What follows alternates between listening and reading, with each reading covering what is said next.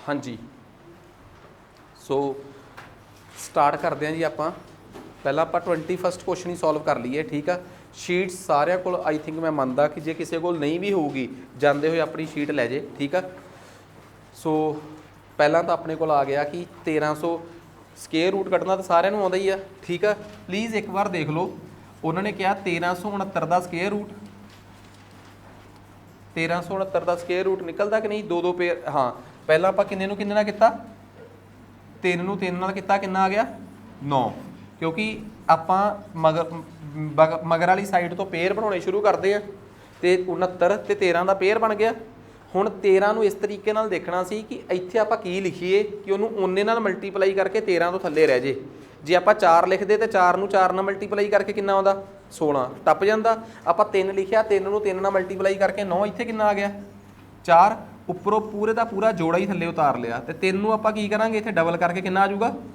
हुण दसो 6 दे मगर की लिखीए आपां, 6 दे मगर आप जो भी लिखांगे, जे आप इत्थे 5 लिखांगे तो 65 नूं 5 नाल गुणा करनी पऊगी, 469 के नेड़े पहुँचना। आप 6 दे मगर की पाईए 7, 6 दे मगर 7 पाया तो 67 बन गया, तो 67 नूं 7 नाल गुणा की 49, 42 ते 4 46। आ लो जी 7 नाल गुणा किया, इत्थे 7 नाल गुणा किया 469। इसदा मतलब आपां नूं पता लग गया कि 1369 का जिहड़ा रूट सी वो कितना आ गया 37। तो कल आप बिल्कुल बेसिक्स तो इनू कढ़ना शुरू सिक्ख्या सीगा। आ कितना आ गया जी 37, आ गया जी रूट ऑफ 0.0615 प्लस एक्स, सारे दे उपर रूट इज इक्वल टू इधर कितना आ गया 37.25। गौर करियो, रूट दे विच आ गया 0.0165 प्लस एक्स, आ गया 37.25 माइनस 37। ਤੁਹਾਨੂੰ ਸਭ ਨੂੰ ਪਤਾ ਇਹ ਗੱਲ ਕਿ ਜੇ 37.25 ਲਿਖਿਆ ਹੈ, ਇਹ ਚੋਂ 37 ਘਟਾਉਣੇ ਆ, ਤਾਂ 37 ਪੁਆਇੰਟ ਤੋਂ ਇੱਧਰ ਹੀ ਲਿਖਿਆ ਜਾਂਦਾ ਹੈ। ਪਤਾ ਨਾ ਇਹ ਗੱਲ ਕਿ 37 ਪੁਆਇੰਟ ਤੋਂ ਇੱਧਰ ਹੀ ਲਿਖਿਆ ਜਾਂਦਾ ਹੈ, ਤੇ ਮਗਰ ਪੁਆਇੰਟ ਲਾ ਕੇ ਜਿੰਨੀਆਂ ਮਰਜ਼ੀ ਜ਼ੀਰੋਆਂ ਲਾ ਸਕਦੇ ਆਪਾਂ, ਮਗਰਲੇ ਪਾਸੇ ਪੁਆਇੰਟ ਲਾ ਕੇ ਜਿੰਨੀਆਂ ਮਰਜ਼ੀ ਜ਼ੀਰੋਆਂ ਲਾ ਸਕਦੇ ਆ। 37.25 ਚੋਂ 37.00 ਘਟਾਉਣਾ ਹੈ, ਤਾਂ ਕਿੰਨਾ ਬਚਿਆ ਆਪਣੇ ਕੋਲ, सिर्फ 0.25 बचे, क्योंकि आ गया अपने को 0, आ गया 2.25, यानी कि 0.25 बचे। तो इधर बच गया अपने को कितना रूट ऑफ, प्लीज़ हुण गौर करियो, तुहानूं पता इधर सारे दे उपर रूट आ, तो जदों आपां स्केयर करांगे तो सारे दे उपरों प्लीज़ जदों आपां सारे किसी भी नंबर के सारे दे उपर रूट होवे, तो जे मैं कहां कि स्केयर कर दो तो सारे दे उपर जे रूट होवे तो रूट नाल स्केयर टुट जाता है।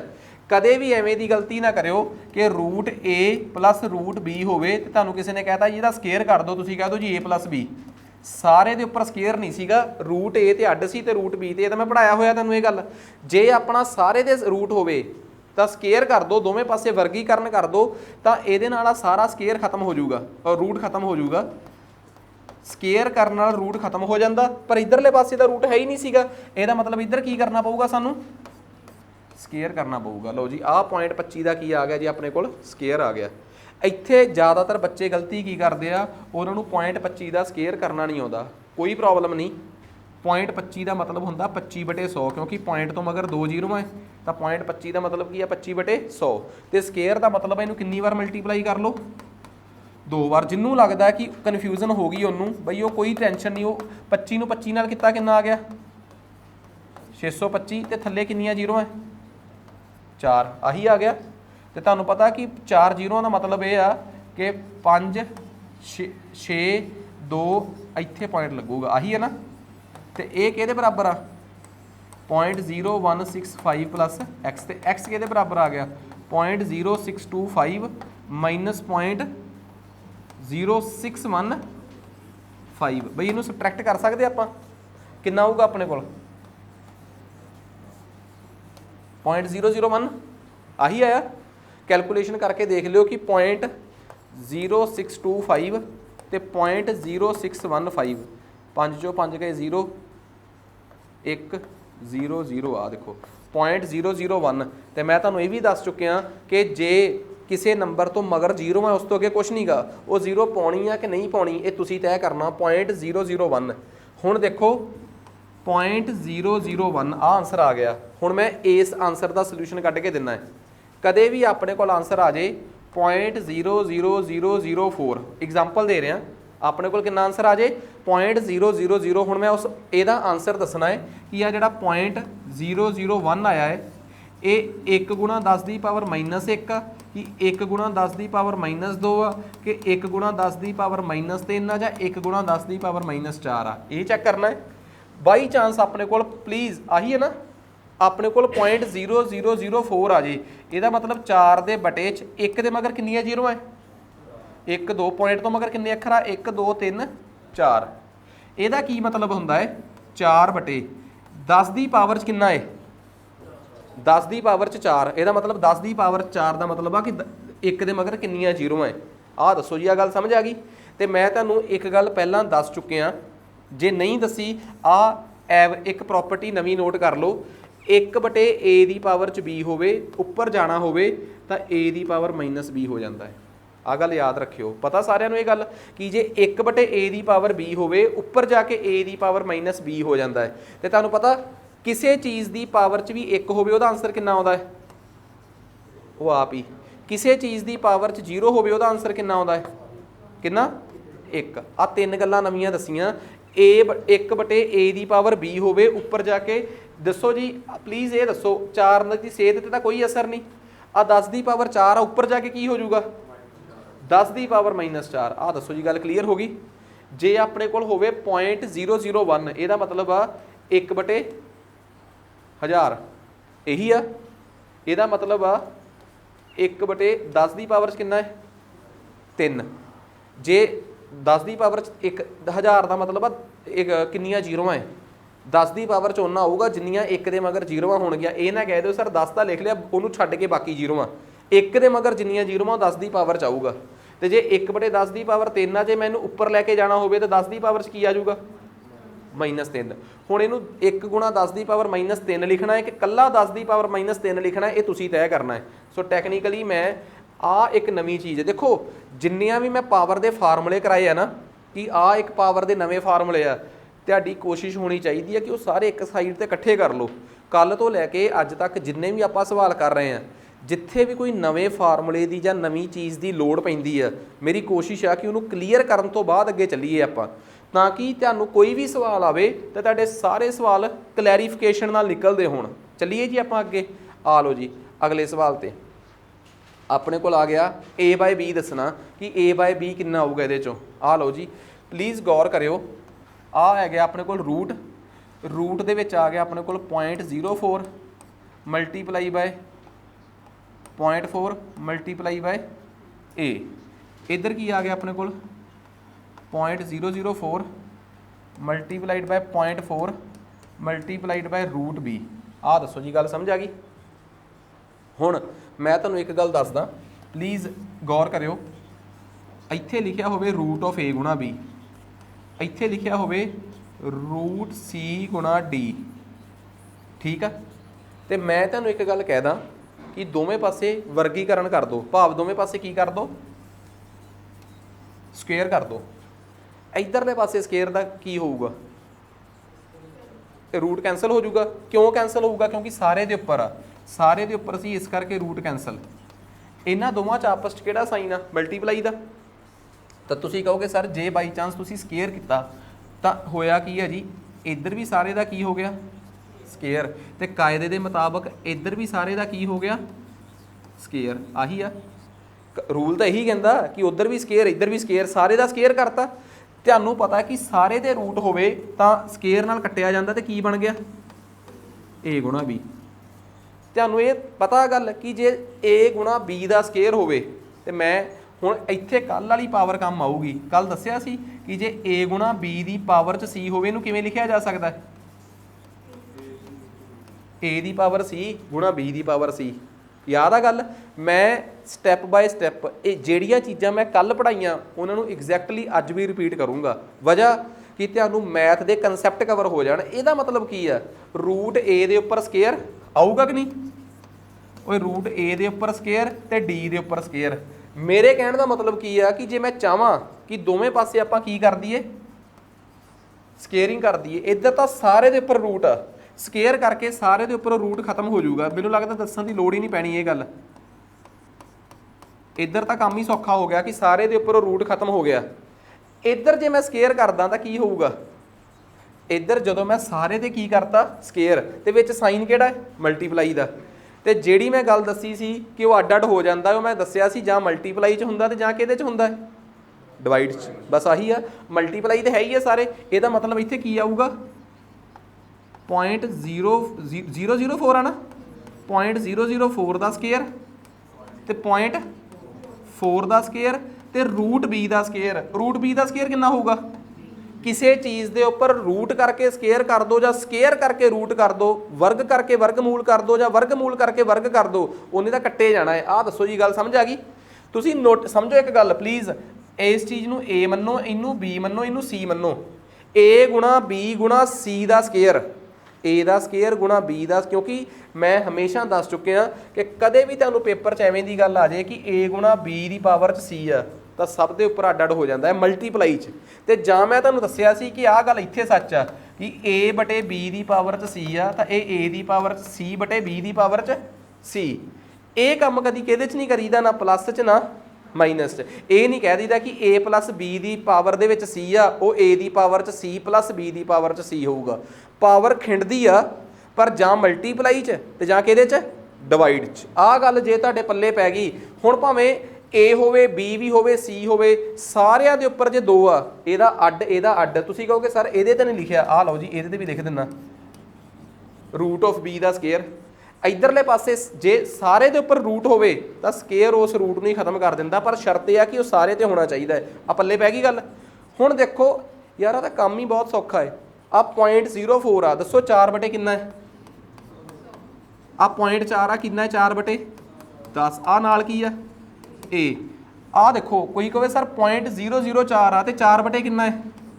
ਉਹ 0.004 ਦਾ ਮਤਲਬ 4 ਬਟੇ ਕਿੰਨਾ ਹੈ 1000। ਤੁਸੀਂ ਕਹੋਗੇ ਉੱਪਰ ਸਕੇਅਰ ਆ, ਯਾਰ ਐਡੀ ਕਿੱਡੀ ਗੱਲ ਆ, ਜੇ ਉੱਪਰ ਸਕੇਅਰ ਆ ਤਾਂ 2 ਵਾਰ ਲਿਖ ਲਓ। ਯਾਰ ਜੇ ਸਕੇਅਰ ਆ ਕਿੰਨੀ ਵਾਰ ਲਿਖ ਲਓ? 2 ਵਾਰ ਲਿਖ ਲਓ। ਆ ਨਾਲ ਕੀ ਆ 0.4, 0.4 ਦਾ ਮਤਲਬ ਕੀ ਹੁੰਦਾ ਹੈ, ਕਿੰਨੀ ਵਾਰ ਲਿਖਾਂਗੇ? ਤੇ ਰੂਟ b ਦਾ ਸਕੇਅਰ b। ਉਹਨਾਂ ਨੇ ਆਪਾਂ ਨੂੰ ਕੱਢਣ ਵਾਸਤੇ ਕੀ ਕਿਹਾ ਹੈ a ਬਟੇ b। ਕੁਛ ਨਹੀਂ ਕਰਨਾ, ਆਹ ਵਾਲਾ b ਚੱਕ ਕੇ ਇੱਧਰ ਡਿਵਾਈਡ 'ਚ ਲੈ ਜਾਓ, a ਬਟੇ b। ਇੱਧਰੋਂ ਸਾਰਾ ਕੁਝ ਚੱਕ ਕੇ ਪਰਲੇ ਪਾਸੇ ਲੈ ਜਾਓ। ਆਹ ਲਓ ਜੀ 4 ਬਟੇ 1000 ਗੁਣਾ 4 ਬਟੇ 1000 ਗੁਣਾ 4 ਬਟੇ 10 ਗੁਣਾ 4 ਬਟੇ 10। ਆਹ ਸਾਰਾ ਕੁਝ ਚੱਕ ਕੇ ਪਰਲੇ ਪਾਸੇ। ਆਹ ਜਿਹੜਾ 100 ਸੀ ਇੱਧਰ ਜਾ ਕੇ ਗੁਣਾ, ਆਹ 10 ਵੀ ਇੱਧਰ ਜਾ ਕੇ ਗੁਣਾ, ਉੱਪਰੋਂ ਥੱਲੇ 2 4 ਆ ਗਏ। ਆ ਦੋਵੇਂ ਦੇ ਦੋਵੇਂ 4 ਇਹਦੇ ਨਾਲ ਸਟੈਪ ਬਾਏ ਸਟੈਪ ਆਪਾਂ ਕੱਟਤੇ। ਆਪਾਂ ਨੂੰ ਲੱਗਿਆ ਕਿ ਕੋਈ ਕਾਹਲੀ ਕਰਨ ਦੀ ਲੋੜ ਹੀ ਨਹੀਂ। ਠੀਕ ਆ, ਉੱਪਰ ਦੱਸੋ ਤੇ ਆਹ 2 ਜ਼ੀਰੋਆਂ ਨਾਲ ਆਹ 2 ਜ਼ੀਰੋਆਂ ਕੱਟੀਆਂ ਗਈਆਂ। ਠੀਕ ਆ, 1 ਜ਼ੀਰੋ ਆ ਸੀਗੀ ਉਹਦੇ ਨਾਲ ਆ, ਮਤਲਬ ਉੱਪਰ ਵੀ 100 ਗੁਣਾ 10,000 ਸੀ, ਇੱਧਰ 100 ਗੁਣਾ 10,000 ਤਾਂ ਕੱਟਿਆ ਹੀ ਗਿਆ। ਜੇ ਕੋਈ ਮੈਨੂੰ ਪੁੱਛੇ ਤਾਂ ਸਰ ਕਹੋ ਕਿ ਆ ਬਚਿਆ sir a by b what is 4 ਗੁਣਾ 4 16 ਬਟੇ 1 ਦੇ ਮਗਰ ਕਿੰਨੀਆਂ ਜ਼ੀਰੋਆਂ ਬਚੀਆਂ ਥੱਲੇ? 1 2 3 4 5। ਉਹ ਕਹਿ ਰਹੇ ਆ ਕਿ a ਬਟੇ b ਦਾ ਆਨਸਰ ਕਿੰਨਾ ਹੈ? 16 ਗੁਣਾ ਸਮਥਿੰਗ। ਆਹ ਦੇਖੋ ਇਹਦਾ ਮਤਲਬ 16 ਬਟੇ 1 ਦੇ ਮਗਰ ਕਿੰਨੀਆਂ ਜ਼ੀਰੋਆਂ ਹੈ? 5। ਇਹਦਾ ਮਤਲਬ ਮੈਂ 10 ਦੀ ਪਾਵਰ ਕੀ ਲਿਖਾਂ? 5। ਇਹ ਦੱਸੋਗੇ ਆ 10 ਦੀ ਪਾਵਰ 5 ਉੱਪਰ ਜਾ ਕੇ ਕੀ ਆ ਜਾਊਗਾ? -5 ਆਊਗਾ ਕਿ ਨਹੀਂ ਆਊਗਾ? ਇਟ ਮੀਨਸ ਇਹ ਬਣ ਗਿਆ 16 ਗੁਣਾ 10 ਦੀ ਪਾਵਰ -5। ਆਹ ਦੱਸੋ ਜੀ, ਕਿਸੇ ਨੂੰ ਕੋਈ ਡਾਊਟ? ਆਪਾਂ ਇੱਕ ਸਵਾਲ ਨੂੰ ਬਹੁਤ ਆਸਾਨ ਕਰ ਲਿਆ। ਮਤਲਬ ਤੁਸੀਂ ਕੀ ਕੀਤਾ, ਮੈਂ ਵਾਰ-ਵਾਰ ਇੱਕ ਗੱਲ ਕਹਿ ਰਿਹਾ, ਜੇ ਕੋਈ ਮੈਨੂੰ ਕਹਿ ਦੂਗਾ ਨਾ ਕਿ ਇੱਕੋ ਵਾਰ, ਜਿਹੜੇ ਬੰਦੇ ਨੂੰ ਮੈਥ ਔਖਾ ਲੱਗਦਾ ਹੈ ਵਾਰ-ਵਾਰ ਪ੍ਰੈਕਟਿਸ ਕਰੇ ਹਰ ਇੱਕ ਚੀਜ਼। ਤੁਸੀਂ ਕਹੋਗੇ ਸਰ ਆ ਰੈਪੀਟੀਸ਼ਨ ਕਿਉਂ ਕਰ ਰਹੇ ਹੋ? ਆਪਾਂ ਸੋਚਿਆ ਸੀ ਕਿ 2 ਲੈਕਚਰਸ ਖਤਮ ਕਰੂੰਗਾ, ਮੈਂ 2 ਨਹੀਂ 3 'ਚ ਖਤਮ ਕਰੂੰਗਾ। ਸਿਰਫ ਅੱਜ 10 ਜਾਂ 12 ਸਵਾਲ ਹੋਣਗੇ, ਪਰ ਮੈਂ ਜਿੰਨੀ ਵਾਰ ਵੀ ਇਹ ਪ੍ਰੋਪਰਟੀਆਂ ਆਉਣਗੀਆਂ ਉਨੀ ਵਾਰ ਰਿਪੀਟ ਕਰੂੰਗਾ ਕਿ a ਗੁਣਾ b ਗੁਣਾ। ਕਦੇ ਵੀ ਤੁਹਾਨੂੰ ਭੁਲੇਖਾ ਪੈ ਜੇ, ਕਦੇ ਵੀ, ਆ ਦੇਖੋ ਇੱਕ ਐਗਜ਼ਾਮਪਲ ਦਿੰਨਾ, ਕਦੇ ਵੀ ਤੁਹਾਨੂੰ ਕੀ ਕਹਦੇ ਸਰ a ਗੁਣਾ b ਗੁਣਾ c ਗੁਣਾ d ਬਟੇ e ਗੁਣਾ f ਦੀ ਪਾਵਰ ਦੇ ਵਿੱਚ k ਆ, ਇਹ ਸਾਰੇ ਆਪਸ 'ਚ ਕੀ ਹੋ ਰਿਹਾ? ਜਾਂ ਗੁਣਾ ਹੋ ਰਿਹਾ ਤੇ ਜਾਂ ਕੀ ਹੋ ਰਿਹਾ? ਡਿਵਾਈਡ। ਤਾਂ ਤੁਸੀਂ ਕੀ ਕਹੋਗੇ ਜੀ ਇਹ ਕਿਵੇਂ ਹੋ ਜਾਣਗੇ? a the power k, b the power 'ਚ ਅੱਡ k, c ਦੀ ਪਾਵਰ 'ਚ k ਅੱਡ, d ਦੀ ਪਾਵਰ 'ਚ k ਅੱਡ, e ਦੀ ਪਾਵਰ 'ਚ k ਅੱਡ ਤੇ f ਦੀ ਪਾਵਰ 'ਚ k ਅੱਡ। ਕਿਉਂਕਿ ਗੁਣਾ ਤੇ ਡਿਵਾਈਡ 'ਚ ਸਾਰਿਆਂ ਦੇ ਉੱਪਰ ਅੱਡ ਅੱਡ ਹੋ ਜਾਂਦੇ ਆ ਪਾਵਰ। ਇਹ ਪਾਵਰ ਦੀ ਖਾਸੀਅਤ ਆ। ਕਦੀ ਵੀ ਕਿਸੇ ਵੀ ਇੱਕ ਪੂਰੇ a plus b plus c plus d ਸਾਰੇ ਦੇ ਉੱਪਰ ਰੂਟ ਹੋਵੇ ਤੇ ਉੱਪਰੋਂ ਦਾ ਸਕੇਅਰ ਕਰ ਦੋ, ਉੱਪਰੋਂ ਦਾ ਸਕੇਅਰ ਕਰ ਦੋ, ਉਹ ਸਾਰੇ ਦੇ ਰੂਟ ਦੇ ਉੱਪਰੋਂ a plus b plus c plus d ਕੱਟਿਆ ਜਾਂਦਾ ਹੈ। ਗਲਤੀ ਨਾ ਕੋਈ ਕਹਿ ਦੇ ਕਿ sir root a plus root b plus root c ਆ, ਮੈਂ ਜੀ ਸਕੇਅਰ ਕਰ ਦਿੰਦਾ, ਸਕੇਅਰ ਕਰਕੇ a ਦੇ ਉੱਪਰ ਅੱਡ ਰੂਟ a ਦੇ a ਰੂਟ a ਤੇ ਅੱਡ ਸਕੇਅਰ ਹੋ ਗਿਆ, b ਤੇ ਅੱਡ ਹੋ ਗਿਆ, c ਤੇ ਅੱਡ ਹੋ ਗਿਆ, ਆਹ ਲਓ ਜੀ ਆ ਗਿਆ। ਇਹ ਗਲਤ ਆ, ਇਹਦੇ 'ਚ ਨਹੀਂ ਹੋ ਸਕਦਾ। ਸਿਰਫ ਤਾਂ ਹੋ ਸਕਦਾ ਸੀ ਜੇ ਇਹਦੇ 'ਚ ਕਿਹੜਾ ਸਾਈਨ ਹੁੰਦਾ, ਮਲਟੀਪਲਾਈ ਦਾ, ਫਿਰ ਮੈਂ ਮੰਨ ਸਕਦਾ ਸੀ ਜਾਂ ਮਲਟੀਪਲਾਈ 'ਚ ਹੁੰਦਾ ਤੇ ਜਾਂ ਕਿਹਦੇ 'ਚ ਹੁੰਦਾ ਹੈ, ਡਿਵਾਈਡ 'ਚ। ਤੁਸੀਂ ਕਹੋ ਸਰ ਇੱਥੇ ਤਾਂ ਹੋ ਗਿਆ, ਆ ਦੇਖੋ ਪਲੀਜ਼, ਇਹ ਤੁਸੀਂ ਕਹੋਗੇ ਸਰ ਇੱਥੇ ਤਾਂ ਹੋ ਗਈ ਉਹ ਚੀਜ਼ ਕਿ ਇੱਥੇ ਦਾ ਵਿੱਚ ਪਲੱਸ ਸੀ, ਤੁਸੀਂ ਰੂਟ ਨਾਲ ਸਕੇਅਰ ਕੱਟਤਾ, ਵਰਗ ਨਾਲ ਵਰਗਮੂਲ ਕੱਟਤਾ। ਉਹ ਮੈਂ ਤਾਂ ਕੱਟਤਾ ਕਿਉਂਕਿ ਸਾਰੇ ਦੇ ਉੱਪਰ ਸਾਂਝਾ ਰੂਟ ਸੀਗਾ, ਸਾਰੇ ਦੇ ਉੱਪਰ ਸਾਂਝਾ ਰੂਟ ਹੋਵੇ ਤੇ ਅੰਦਰ ਲਿਖੀ ਹੋਈ ਚੀਜ਼ ਆਪਣੇ ਆਪ 'ਚ ਇੱਕ ਹੀ ਮੰਨ ਲਈ ਜਾਂਦੀ ਹੈ। ਕੁਝ ਵੀ ਮੰਨ ਲਿਆ ਜਾਂਦਾ, ਉਹਦਾ ਨਾਮ ਕੁਝ ਵੀ ਰੱਖ ਦਿਓ, ਵੱਡਾ A ਵੱਡਾ B, ਫਿਰ ਉਹ ਤਾਂ ਅੱਡ ਹੀ ਚੀਜ਼ ਹੋ ਗਈ ਨਾ। ਆਹ ਚੀਜ਼ ਪੋਸੀਬਲ ਆ, ਉਹ ਨਹੀਂ ਪੋਸੀਬਲ। ਆਹ ਦੱਸੋ ਕਲੀਅਰ ਹੈ ਗੱਲ। ਹੁਣ ਮੰਨ ਲਓ ਸਪੋਜ਼ ਕਰੋ, ਆਹ ਸਮਝ ਆ ਗਿਆ ਸਾਰਿਆਂ ਨੂੰ। ਹੁਣ ਮੈਂ ਇੱਕ ਸਵਾਲ ਹੋਰ ਪਾਇਆ, 4 ਆਪਸ਼ਨਸ ਦਿੱਤੇ ਆ ਕਿ 16 ਗੁਣਾ 10 ਦੀ ਪਾਵਰ ਮਾਈਨਸ 5, 4 ਆਪਸ਼ਨਸ ਨੇ ਕਿ ਇਹ ਕਿਹਦੇ ਬਰਾਬਰ ਆ, A B C K D। 1.6 ਗੁਣਾ 10 ਦੀ ਪਾਵਰ ਮਾਈਨਸ 5 ਦੇ ਬਰਾਬਰ ਹੀ ਆ, 1.6 ਗੁਣਾ 10 ਦੀ ਪਾਵਰ ਮਾਈਨਸ 4 ਦੇ, 1.6 ਗੁਣਾ 10 ਦੀ ਪਾਵਰ ਮਾਈਨਸ 3 ਦੇ, ਕਿ 1.6 ਗੁਣਾ 10 ਦੀ ਪਾਵਰ ਮਾਈਨਸ 6 ਦੇ। ਲਓ ਜੀ 16 ਗੁਣਾ 10 ਦੀ ਪਾਵਰ ਮਾਈਨਸ 5। ਸਪੋਜ਼ ਕਰੋ ਤੁਸੀਂ ਉਵੇਂ ਹੀ ਸਵਾਲ ਕੱਢੀ ਗਏ, ਜਿਵੇਂ ਮੈਂ ਤੁਹਾਨੂੰ ਕਹੀ ਗਿਆ ਤੁਸੀਂ ਕੱਢੀ ਗਏ ਤੇ ਤੁਸੀਂ ਆਨਸਰ ਲਿਖ ਲਿਆ 16 ਗੁਣਾ 10 ਦੀ ਪਾਵਰ ਮਾਈਨਸ 5। ਪਰ ਜਦੋਂ ਤੁਸੀਂ ਥੱਲੇ 4 ਆਪਸ਼ਨਸ ਦੇਖੀਆਂ, ਉਹ 16 ਗੁਣਾ 10 ਦੀ ਪਾਵਰ ਮਾਈਨਸ 5 'ਚ ਹੈ ਹੀ ਨਹੀਂ, ਉਹਨਾਂ ਸਾਰਿਆਂ 'ਚ 1.6 ਲੱਗਿਆ ਹੋਇਆ ਹੈ। ਤੁਸੀਂ ਆਨਸਰ ਕੱਢੀ ਬੈਠੇ ਸੀ 16 ਬਟੇ ਕਿੰਨੀਆਂ ਜ਼ੀਰੋਆਂ, 1 2 3 4 5। ਤੁਸੀਂ ਕਿਹਾ ਸਰ ਤੁਸੀਂ ਤਾਂ ਸਾਨੂੰ ਇਹ ਸਿਖਾਇਆ ਕਿ ਥੱਲੇ 1 ਦੇ ਮਗਰ 5 ਜ਼ੀਰੋਆਂ ਹੈ, ਇਹਨੂੰ ਲਿਖੋ 16 ਬਟੇ 10 ਦੀ ਪਾਵਰ 5, ਉੱਪਰ ਲਿਜਾ ਕੇ ਮਾਈਨਸ 5 ਕਰ ਦਿਓ। ਪਰ ਚਾਰੇ ਆਪਸ਼ਨਸ ਦੇ ਵਿੱਚ ਅਸੀਂ ਦੇਖਿਆ 16 ਹੈ ਹੀ ਨਹੀਂ ਕਿਤੇ, ਸਾਰੇ ਆਪਸ਼ਨਸ ਦੇ ਵਿੱਚ ਕੀ ਪਿਆ ਹੋਇਆ, 1.6 ਪਿਆ ਹੋਇਆ ਹੈ। ਇਹ ਤਾਂ ਸਾਡਾ ਕੰਮ ਹੀ ਖਰਾਬ ਹੋ ਗਿਆ। ਫਿਰ ਦੱਸੋ ਆਪਾਂ ਇਹਨੂੰ ਕਿਵੇਂ ਕਰਾਂਗੇ। ਕਿਹੜਾ ਆਪਸ਼ਨ ਆ ਗਿਆ, B ਆਪਸ਼ਨ। ਕੋਈ ਔਖਾ ਨਹੀਂ। ਤੁਹਾਨੂੰ ਇਹ ਦੱਸੋ ਕਿ ਇਸ 16 ਨੂੰ ਜੇ ਮੈਂ 1.6 ਬਣਾਉਣਾ ਹੈ ਤਾਂ 16 ਨੂੰ ਕਿੰਨੇ ਨਾਲ ਡਿਵਾਈਡ ਕਰ ਲਾਂ, 10 ਨਾਲ। ਕੁਛ ਨਹੀਂ ਕਰਨਾ, ਫਿਰ ਆ ਰਿਹਾ 16, ਓਏ ਆ 1 ਦੇ ਮਗਰ ਕਿੰਨੀਆਂ ਜ਼ੀਰੋ ਹੈ, 5 ਚੋਂ 4 ਸਾਈਡ ਤੇ ਕੱਢ ਲਈਆਂ, 1 ਸਾਈਡ ਤੇ ਕੱਢ ਲਈ। ਤੁਹਾਨੂੰ ਸਮਝ ਆ ਗਈ ਕਿ 16 ਚੋਂ 1 ਜ਼ੀਰੋ ਸਾਈਡ ਤੇ ਕਿਉਂ ਕੱਢੀ ਆ। ਉਹ 16 ਬਟੇ 10 ਕੀ ਹੋ ਗਿਆ, ਉਹ 16 ਬਟੇ 10 ਕੀ ਹੋ ਗਿਆ, 1.6 ਗੁਣਾ 10 ਦੀ ਪਾਵਰ। ਕਿਸੇ ਨੂੰ ਇਹਦੇ 'ਚ ਕੋਈ ਇਤਰਾਜ਼ ਕਿ ਜਿਹੜੀ 16 ਸੀ ਉਹਨੂੰ ਮੈਂ 1.6 ਬਣਾ ਲਿਆ, 1 ਜ਼ੀਰੋ ਵਰਤੀ ਗਈ, ਉਹ ਗਾਇਬ ਕਰਤੀ ਆਪਾਂ ਉਹਦੇ 'ਚੋਂ। ਆ ਗੱਲ ਕਲੀਅਰ ਹੋ ਗਈ। ਹੁਣ ਦੱਸੋ ਥੱਲੇ 10 ਦੀ ਪਾਵਰ ਕਿੰਨਾ ਆਊਗਾ, 10 ਦੀ ਪਾਵਰ 4। ਤਾਂ ਇਹ ਦੱਸੋ ਇਹ ਕੀ ਬਣੂਗਾ, 1.6 ਗੁਣਾ 10 ਦੀ ਪਾਵਰ ਮਾਈਨਸ 4। ਬਾਈ ਚਾਂਸ ਆਪਾਂ ਨੂੰ ਆਹ ਸਵਾਲ ਐਵੇਂ ਦਿੱਤਾ ਹੁੰਦਾ, ਮੰਨ ਲਓ, ਮੈਂ ਤਾਂ ਨਹੀਂ ਕਹਿ ਰਿਹਾ ਕਿ ਆਪਾਂ ਨੂੰ ਇਹ ਸਵਾਲ ਐਵੇਂ ਦਿੱਤਾ ਹੁੰਦਾ, ਪਰ ਜੇ ਆਪਾਂ ਨੂੰ ਆਹ ਸਾਰਾ ਸਵਾਲ, ਇਹ ਹੁਣ ਦੇਖੋ ਜਿਹਨੂੰ ਵੀ ਚਾਹੀਦਾ ਹੋਊਗਾ ਘਰੇ ਜਾ ਕੇ ਆਪਣਾ ਆਪੇ ਨੋਟ ਕਰੇ, ਠੀਕ ਹੈ। ਜੇ ਬਾਈ ਚਾਂਸ ਆਪਾਂ ਨੂੰ ਇਹ ਸਵਾਲ ਐਵੇਂ ਨਾ ਦੇ ਕੇ, ਜਿਵੇਂ ਆਪਾਂ ਇੱਥੇ ਦੇਖ ਰਹੇ ਹਾਂ, ਐਵੇਂ ਨਾ ਦੇ ਕੇ ਹਰ ਆਪਸ਼ਨ ਦੇ ਵਿੱਚ ਪੁਆਇੰਟ ਹੁੰਦਾ, ਇੱਥੇ ਵੀ ਪੁਆਇੰਟ ਹੁੰਦਾ, ਇੱਥੇ ਵੀ ਪੁਆਇੰਟ ਹੁੰਦਾ, ਇੱਥੇ ਵੀ ਪੁਆਇੰਟ ਹੁੰਦਾ, ਤਾਂ ਫਿਰ ਆਪਣਾ ਆਨਸਰ ਕਿਹੜਾ ਸਹੀ ਹੁੰਦਾ, B ਆਨਸਰ ਸਹੀ ਹੁੰਦਾ। ਸਮਝ ਗਏ ਨਾ। ਤੁਸੀਂ ਆਨਸਰ ਸਾਰਾ ਪੈਟਰਨ ਤਿਆਰ ਕੀਤਾ, ਤੁਹਾਡਾ ਐਂਡ ਤੱਕ ਆਨਸਰ 16 ਦੇ ਰੂਪ 'ਚ ਹੀ ਆ ਰਿਹਾ ਹੈ, ਪਰ ਉਹਨਾਂ ਦਾ ਆਨਸਰ 1.6 ਦੇ ਰੂਪ 'ਚ ਆ। ਫਿਰ ਆਪਾਂ ਕੀ ਕਰਦੇ, ਕਿਸੇ ਨੂੰ ਕੋਈ ਡਾਊਟ। ਸੋ ਹਰ ਇੱਕ ਪੁਆਇੰਟ ਨੂੰ ਆਪਾਂ ਚੰਗੀ ਤਰ੍ਹਾਂ ਦੇਖਾਂਗੇ। ਆਹ ਲਓ ਜੀ, ਆਹ ਸਵਾਲ ਆਪਣੇ ਕੋਲ ਆ ਗਿਆ, ਪੁਆਇੰਟ 361 ਪੁਆਇੰਟ। ਜਿਨ੍ਹਾਂ ਨੇ ਸ਼ੁਰੂ ਤੋਂ ਬੇਸਿਕ ਮੈਥ ਤੋਂ ਕਲਾਸਾਂ ਲਾਈਆਂ ਹੈ, ਮੈਂ ਇੰਨੀ ਸ਼ੋਰਟੀ ਦਿੰਨਾ, ਉਹ ਕਦੇ ਵੀ ਕਿਸੇ ਵੀ ਉਹਦੇ 'ਚ ਉਲਝਣਗੇ ਨਹੀਂ। ਆਹ ਲਓ ਜੀ, ਆਹ ਆਪਣੇ ਕੋਲ ਆ ਗਿਆ,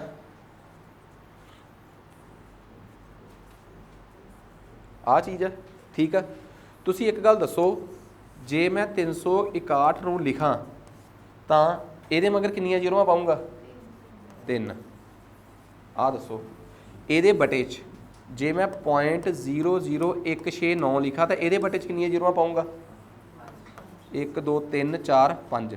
ਸਵਾਲ 2 ਤਰੀਕਿਆਂ ਨਾਲ ਕੱਢ ਕੇ ਦਿਖਾਊਂਗਾ, ਬਿਲਕੁਲ ਬੇਸਿਕਸ ਨਾਲ ਵੀ ਤੇ ਇੱਕ ਸਿੰਪਲ ਹੋਰ ਵਧੀਆ ਤਰੀਕੇ ਨਾਲ ਵੀ, ਜੋ ਆਪਾਂ 10ਵੀਂ ਕਲਾਸ, ਪਰ ਤਰੀਕੇ ਉਹੀ ਲਾਉਂਗਾ ਜਿਹੜੇ ਆਪਾਂ 10ਵੀਂ ਕਲਾਸ ਤੋਂ ਥੱਲੇ ਛੱਡ ਕੇ ਆਏ ਆ। ਇਸ ਕਰਕੇ ਕਿ ਯਾਰ ਸਾਡੇ ਮੈਥ ਵੱਸ 'ਚ ਨਹੀਂ।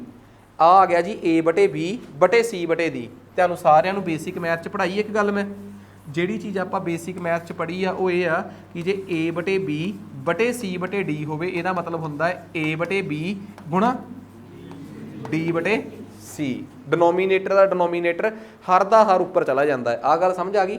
ਸੋ ਇਹਦਾ ਮਤਲਬ ਆ ਕਿ ਸਾਰਾ ਕੁਝ ਰੱਖੋ ਰੂਟ ਦੇ ਵਿੱਚ ਹੀ। 361 ਬਟੇ ਕੀ ਆ ਗਿਆ 1000, ਤੇ ਗੁਣਾ 'ਚ ਕੀ ਆਊਗਾ ਦੱਸੋਗੇ? ਉੱਪਰ ਕੀ ਆਊਗਾ? 4 ਜ਼ੀਰੋ ਆ ਕਿ 5 ਲੱਖ ਬਟੇ, ਸੌਰੀ ਓਏ ਆ ਤਾਂ ਹਟ ਹੀ ਜਾਣਾ ਸੀਗਾ, ਬਟੇ 169। ਆਹ ਦੱਸੋ ਜੀ, ਆਹ ਗੱਲ ਸਾਰਿਆਂ ਨੂੰ ਸਮਝ ਆ ਗਈ? ਠੀਕ ਆ। ਆਹ 3 ਜ਼ੀਰੋਆਂ ਨਾਲ 3 ਜ਼ੀਰੋਆਂ ਕੱਟੀਆਂ ਗਈਆਂ। ਇਹ ਬਚਿਆ ਪਤਾ ਕੀ ਆਪਣੇ ਕੋਲ? ਬਚਿਆ ਆਪਣੇ ਕੋਲ 361 ਗੁਣਾ 100 ਬਟੇ ਆ। ਉਹ ਠੀਕ ਆ। ਜਿਨ੍ਹਾਂ ਨੇ ਕੱਲ ਦਾ ਮੇਰਾ ਲੈਕਚਰ ਲਾਇਆ ਹੈ ਕਿ ਉਹ ਆ ਸਾਰਾ ਕੁਝ ਆਹੀ ਬਚ ਗਿਆ। ਜਿਨ੍ਹਾਂ ਨੇ ਮੇਰਾ ਕੱਲ ਦਾ ਲੈਕਚਰ ਲਾਇਆ ਉਹਨਾਂ ਨੂੰ ਇੱਕ ਗੱਲ ਚੰਗੀ ਤਰ੍ਹਾਂ ਪਤਾ ਹੈ ਕਿ ਰੂਟ ਆਪਣੇ ਆਪ ਵਿੱਚ ਇੱਕ ਪਾਵਰ ਹੁੰਦੀ ਹੈ।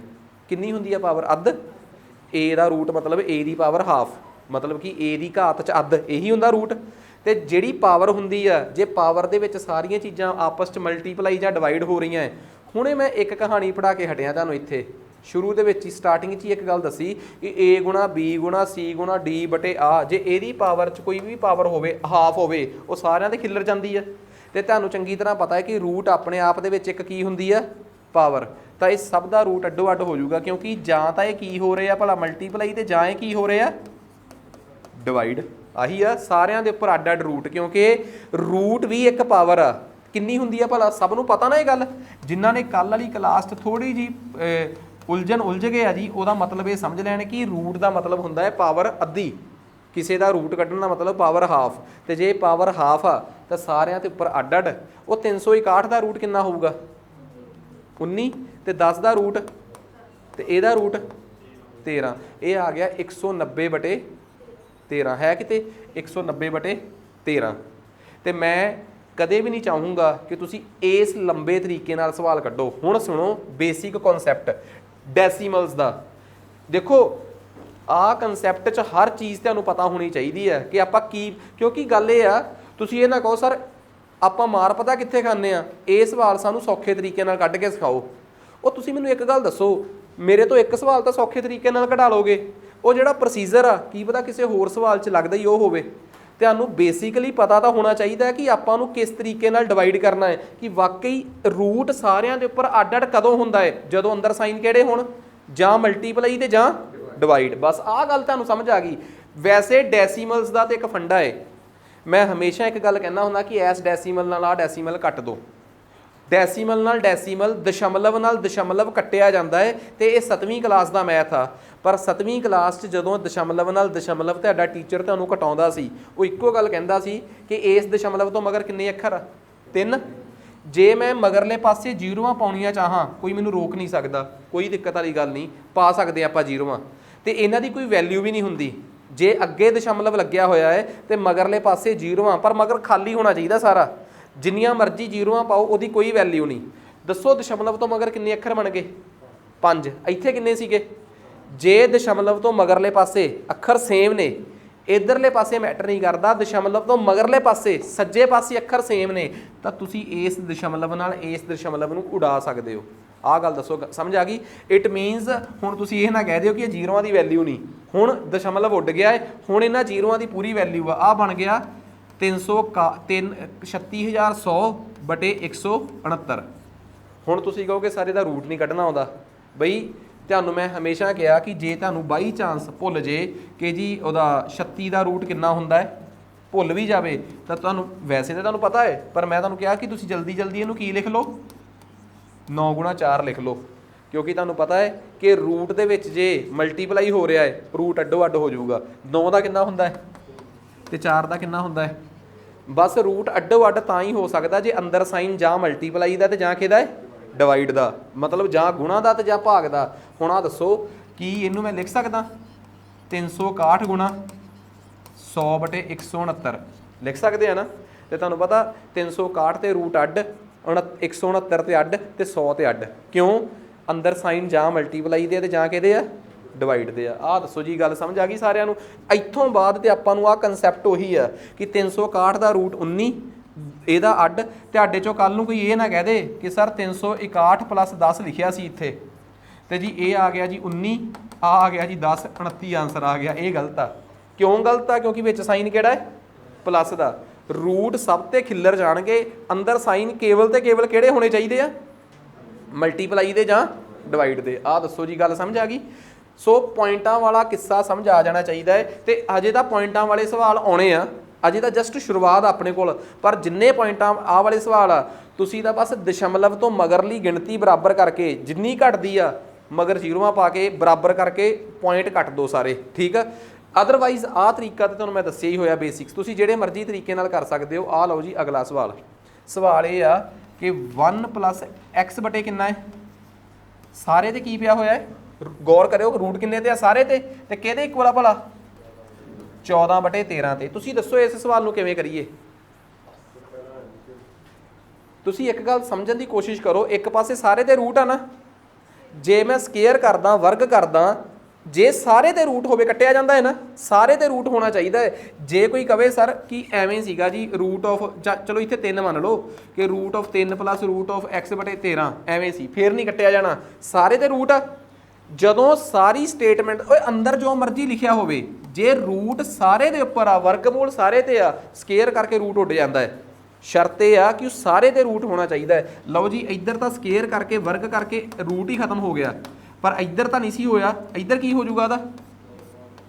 ਸਕੁਅਰ ਕਰ ਦਿਓ ਇੱਧਰ। ਕਿੱਡੀ ਗੱਲ ਆ। ਇਹ ਬਣ ਗਿਆ 1 + x/, ਉੱਪਰ ਬਣ ਗਿਆ ਜੀ ਕਿੰਨਾ 196/169। ਆਈ ਥਿੰਕ ਮੈਨੂੰ ਐਵੇਂ ਲੱਗਦਾ ਕਿ ਹੁਣ ਇਹ ਸਵਾਲ ਇਸ ਚੈਪਟਰ ਦਾ ਨਾ ਹੋ ਕੇ ਜਿਹੜਾ ਮੈਂ ਤੁਹਾਨੂੰ ਸਭ ਤੋਂ ਪਹਿਲਾ ਚੈਪਟਰ ਪੜਾਇਆ ਸੀ ਕਲਾਸ 'ਚ ਬੇਸਿਕ ਮੈਥ, ਤੇ ਜੇ ਕਿਸੇ ਦਾ ਕਮਜ਼ੋਰ ਆ ਦੁਬਾਰਾ ਜਾ ਕੇ ਰਿਵਾਈਜ਼ ਕਰਕੇ ਆਓ। x/13 ਬਰਾਬਰ ਹੈ 100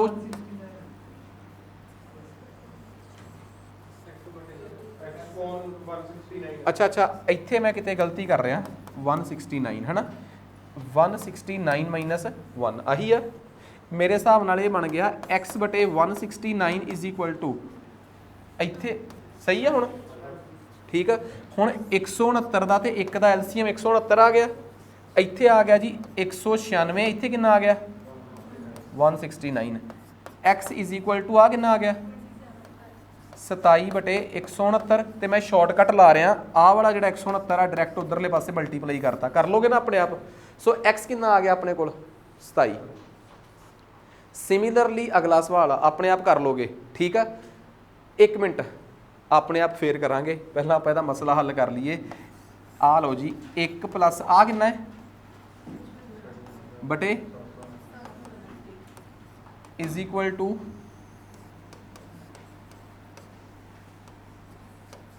ਦੇਖੋ ਪਹਿਲੀ ਗੱਲ ਆ ਸਵਾਲ ਆ ਪਤਾ ਕੀ ਆ। ਇਸ ਸਵਾਲ ਨੂੰ ਵੈਸੇ ਤਾਂ ਮੈਨੂੰ ਪਤਾ ਤੁਸੀਂ ਆਸਾਨੀ ਨਾਲ ਕਰ ਲੈਣਾ ਸੀ, ਪਰ ਮੈਂ ਚਾਹੁੰਦਾ ਕਿ ਇਹਨੂੰ ਆਪਾਂ ਗਲਤੀ ਨਾਲ ਗਲਤ ਤਰੀਕੇ ਨਾਲ ਸ਼ੁਰੂ ਕਰੀਏ।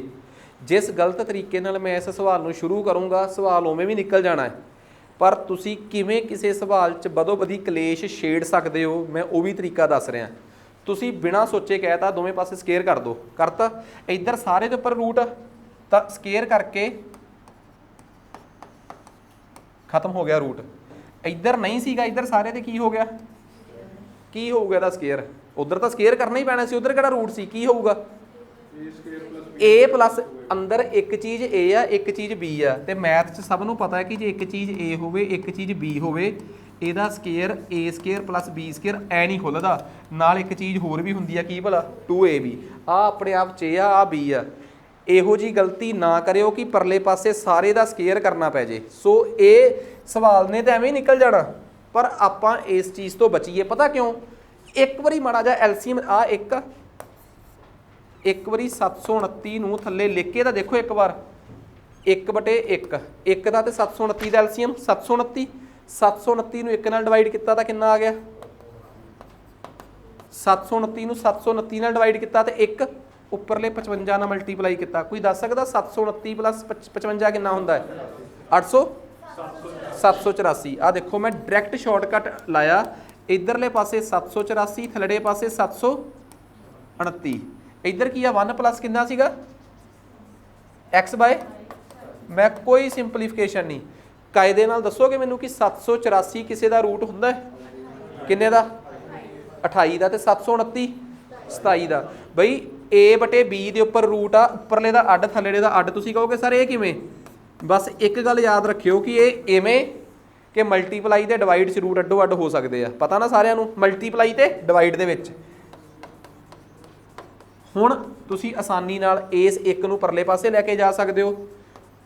28 ਬਟੇ 27 ਚੋਂ 1 ਸਬਟਰੈਕਟ ਕੀਤਾ ਤੇ x ਬਟੇ 27, 27 ਤੇ 1 ਦਾ ਐਲਸੀਐਮ 27,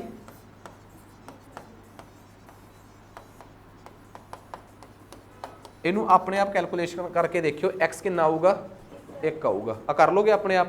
ਨੈਕਸਟ ਉਸ ਤੋਂ ਬਾਅਦ ਆ ਗਿਆ ਅਗਲਾ ਸਵਾਲ। ਦੇਖੋ ਤੁਹਾਡੇ ਕੋਲ ਹਜੇ ਵੀ ਖੁੱਲਾ ਟਾਈਮ ਹੋਊਗਾ, ਤੁਸੀਂ ਅਗਲੇ ਸਵਾਲ ਆਪਣੇ ਕਰਕੇ ਲੈ ਕੇ ਆਉਣੇ ਹੋਣਗੇ। ਆਪਾਂ ਤਾਂ ਅੱਜ 35 ਤੱਕ, ਕਿੰਨੇ ਸਵਾਲ ਆਪਣੇ? 26। ਆਪਣੀ ਤਾਂ ਕੋਸ਼ਿਸ਼ ਹੋਊਗੀ ਕਿ ਆਪਾਂ 35 ਤੱਕ ਪਹੁੰਚੀਏ ਤੇ ਅਗਲੇ 15 ਸਵਾਲਾਂ ਤਾਂ ਆਪਾਂ ਕੱਲ੍ਹ ਵਾਲੀ ਕਲਾਸ 'ਚ, ਨੈਕਸਟ ਕਲਾਸ 'ਚ ਪਹੁੰਚੀਏ। ਪਰ ਫਿਰ ਵੀ ਸ਼ੀਟ ਤਾਂ ਤੁਹਾਡੇ ਕੋਲ, ਤੁਸੀਂ ਤਾਂ ਭਾਵੇਂ 48 ਤੱਕ ਜਾਂ 50 ਤੱਕ ਜਿੰਨੇ ਕਰਕੇ ਆ ਸਕਦੇ ਹੋ ਸਵਾਲ ਕਰੋ।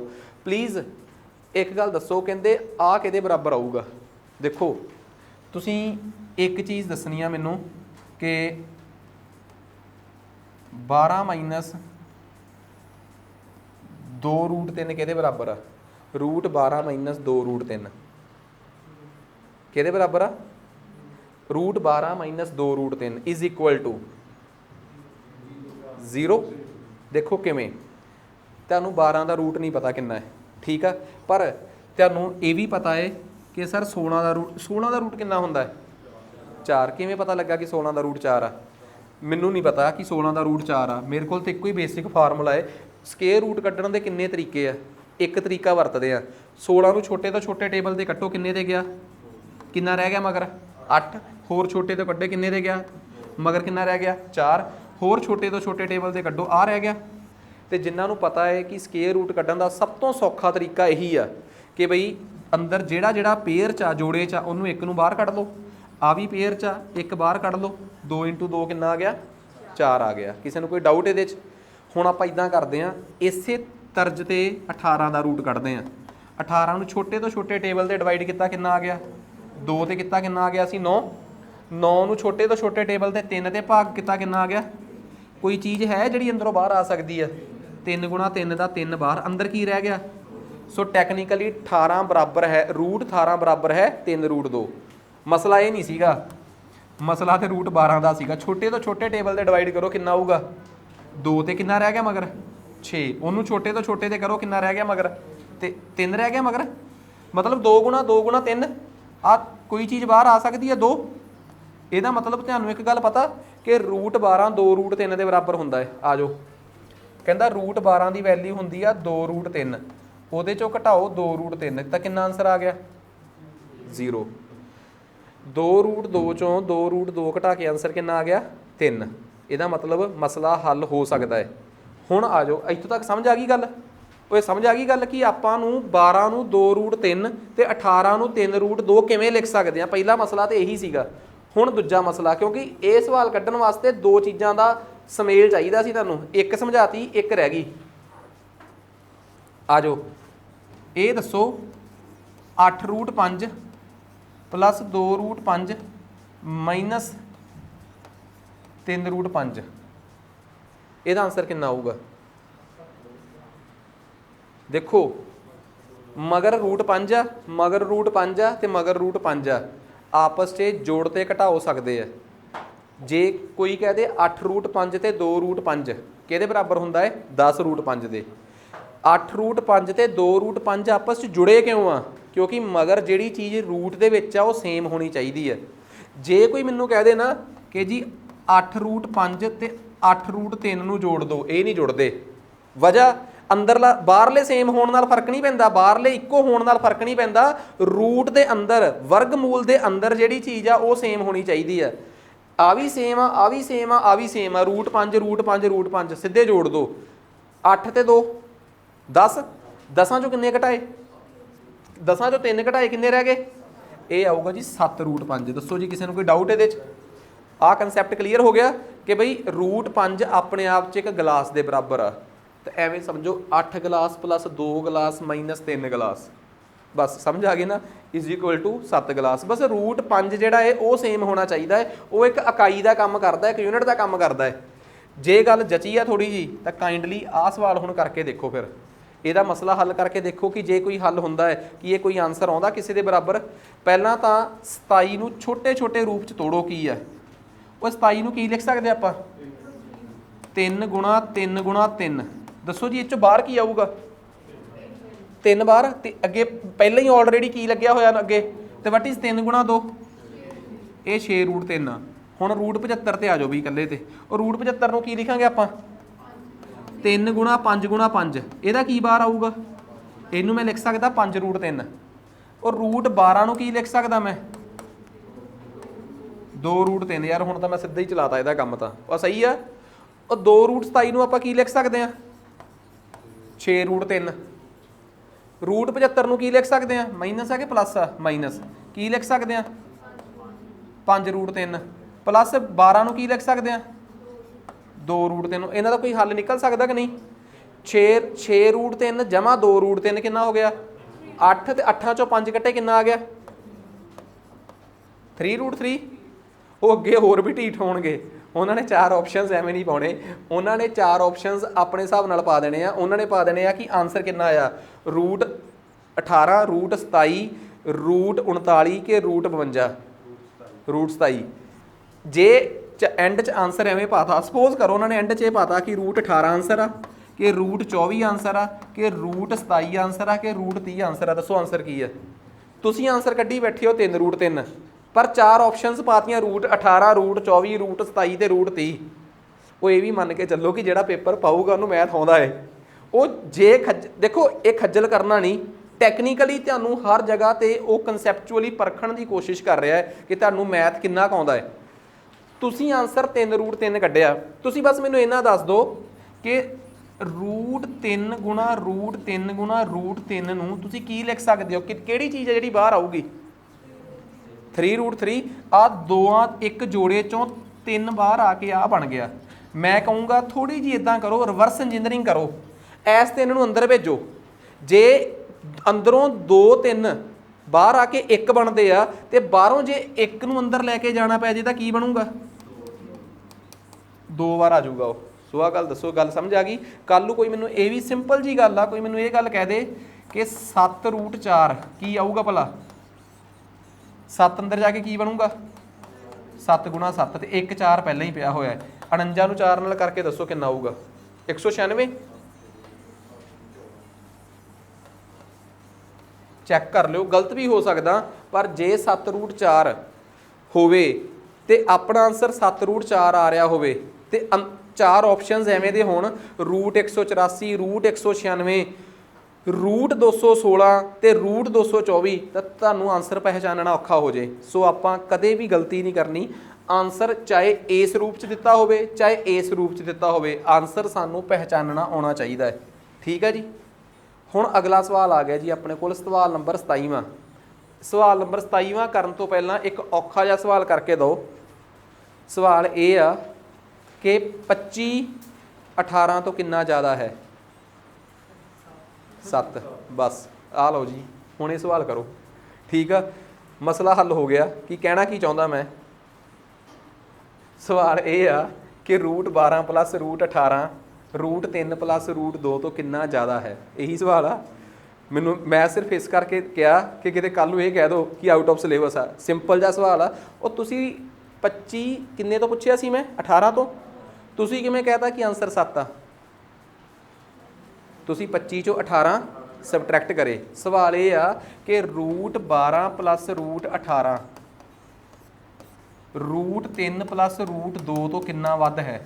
ਤੁਸੀਂ ਕਿਹਾ ਜੀ ਘਟਾ ਕੇ ਦੇਖ ਲਓ, ਜਿੰਨਾ ਫਰਕ ਆਊਗਾ ਉਹ ਆਨਸਰ ਆ। ਦੱਸੋ ਕਿ ਕੋਈ ਔਖੀ ਗੱਲ ਤਾਂ ਨਹੀਂ ਯਾਰ, ਆਹੀ ਤਾਂ ਸਵਾਲ ਆ। ਇਸ ਤੋਂ ਤਾਂ ਹੁਣ ਘੱਟੋ ਘੱਟ ਮੁਨਕਰ ਹੋਵੋ ਕਿ √12 ਪਲੱਸ √18 √3 ਪਲੱਸ √2 ਤੋਂ ਕਿੰਨਾ ਵੱਧ ਹੈ। √12 ਪਲੱਸ √18 ਚੋਂ √2 ਪਲੱਸ √3 ਘਟਾ ਦਿਓ। ਹੁਣ ਅੱਗੇ ਰਹਿ ਗਿਆ ਬੇਸਿਕ ਕਨਸੈਪਟ। ਉਹ ਕਿਹੜਾ, ਆਹ ਲਓ ਜੀ, ਆਹ ਹੈਗਾ ਜੀ √12, ਇਹ ਹੈਗਾ ਜੀ √18, ਬਾਹਰ ਕਿਹੜਾ ਸਾਈਨ ਆ ਮਾਈਨਸ ਦਾ। ਅੰਦਰ ਜਾਵਾਂਗੇ ਤੁਹਾਨੂੰ ਪਤਾ ਜਿਹਦੇ ਕਿ ਕੋਈ ਸਾਈਨ ਨਾ ਹੋਵੇ ਉਹਦੇ ਕਿ ਕਿਹੜਾ ਸਾਈਨ ਹੁੰਦਾ ਹੈ, ਤੇ ਬ੍ਰੈਕਟ ਆਪਣੇ ਆਪ 'ਚ ਕਿਹਦਾ ਕੰਮ ਕਰਦੀ ਆ, ਗੁਣਾ ਦਾ। ਬੇਸਿਕ ਮੈਥ ਦੇ 14 ਲੈਕਚਰ ਇਸੇ ਕੰਮ ਲਈ ਹੀ ਸਿਰ ਖਪਾਉਣ ਦੀ ਬਣਾਏ ਸੀ ਕਿ ਬ੍ਰੈਕਟ ਕੰਮ ਕਰਦੀ ਆ ਗੁਣਾ ਦਾ, ਤੇ ਮਾਈਨਸ ਗੁਣਾ ਪਲੱਸ ਕੀ ਹੁੰਦਾ ਹੈ, ਮਾਈਨਸ।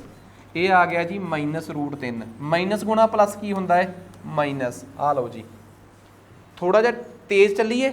12 ਨੂੰ ਕੀ ਲਿਖਿਆ ਜਾ ਸਕਦਾ, 2√3 ਉਹ ਲਿਖਿਆ ਜਾ ਸਕਦਾ ਹੈ। 18 ਨੂੰ ਲਿਖਿਆ ਜਾ ਸਕਦਾ 3√2, -√3 ਤੇ -√2। ਵੈਸੇ ਤਾਂ ਤੁਸੀਂ ਕਹੋਗੇ ਸਰ ਇਹਨਾਂ ਦਾ ਤੇ ਆਪਸ 'ਚ ਕੁਝ ਬਣ ਸਕਦਾ ਹੈ, ਗੌਰ ਕਰਿਓ, ਤੇ ਇਹਨਾਂ ਦਾ ਤੇ ਇਹਨਾਂ ਦਾ ਆਪਸ 'ਚ ਕੁਝ ਬਣ ਸਕਦਾ ਹੈ। ਚਲੋ ਇਦਾਂ ਦੱਸੋ, 2√3 ਚੋਂ √3 ਘਟਾਓ ਕਿੰਨਾ ਬਚੂਗਾ, 1√3। ਉਹ 2√3 ਚੋਂ 1√3 ਘਟਾਉਣਾ ਤਾਂ ਕੀ ਬਚਿਆ, √3, ਠੀਕ ਆ। 3√2 ਚੋਂ √2 ਘਟਾਓ ਕਿੰਨਾ ਬਚਿਆ, 2√2, ਵਾਹੀ ਬਚਿਆ। 3√2 ਚੋਂ √2 ਘਟਾਓ ਤਾਂ ਕੀ ਬਚਿਆ, 2√2। ਇਹਦੇ ਚੋਂ ਇਹਨੂੰ ਘਟਾ ਕੇ ਆ ਬਚ ਗਿਆ, ਪਲੱਸ ਇਹਦੇ ਚੋਂ ਇਹਨੂੰ ਘਟਾ ਕੇ ਆ ਬਚ ਗਿਆ।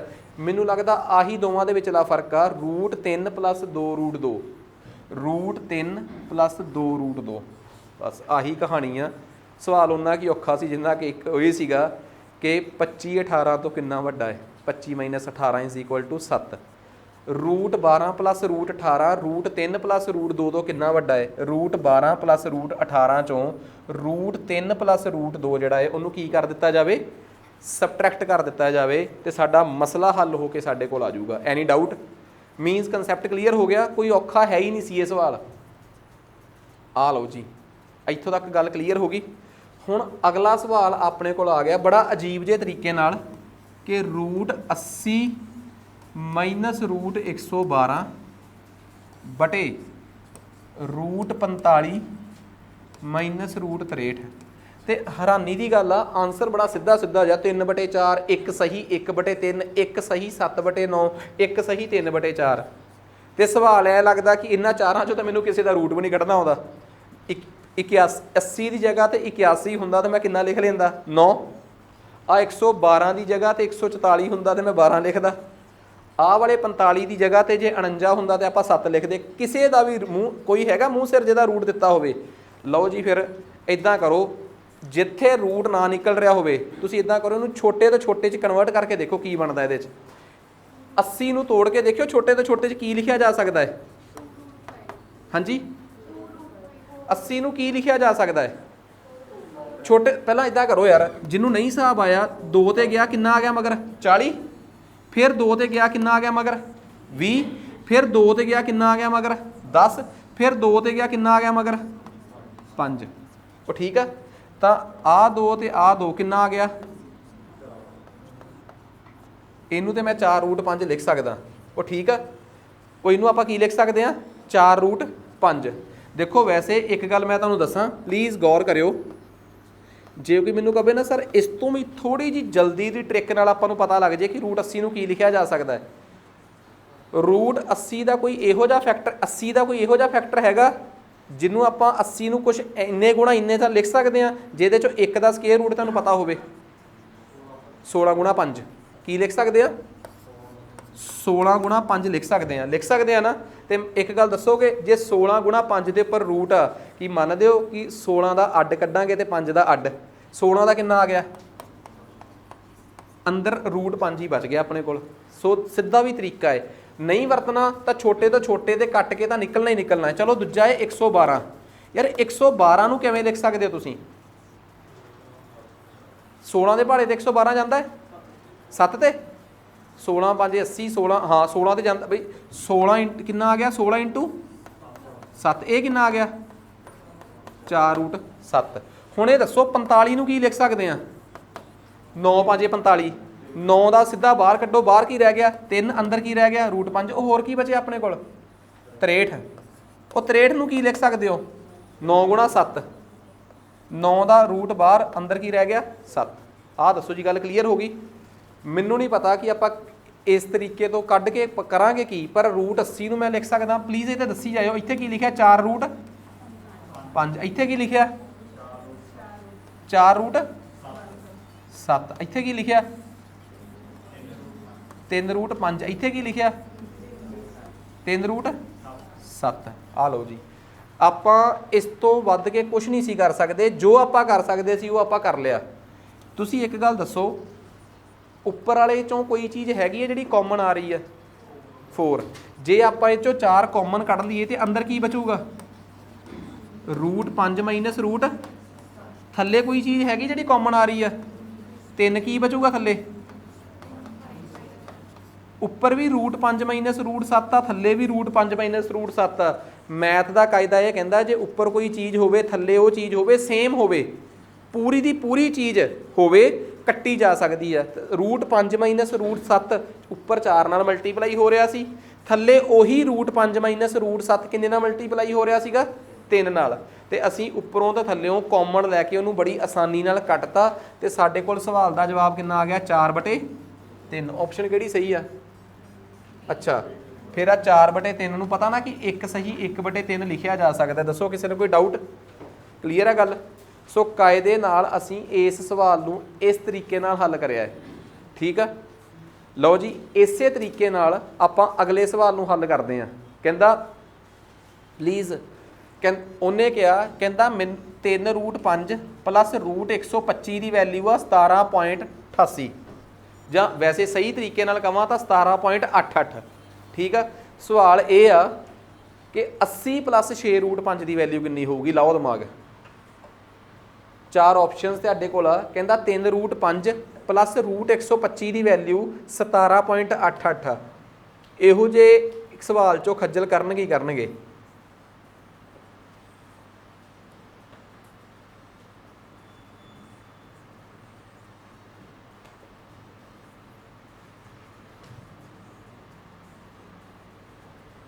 इनू छोटे तो छोटे रूप च तोड़ो यार। 80 नूं की लिख सकते हो तुसीं ये दसोगे?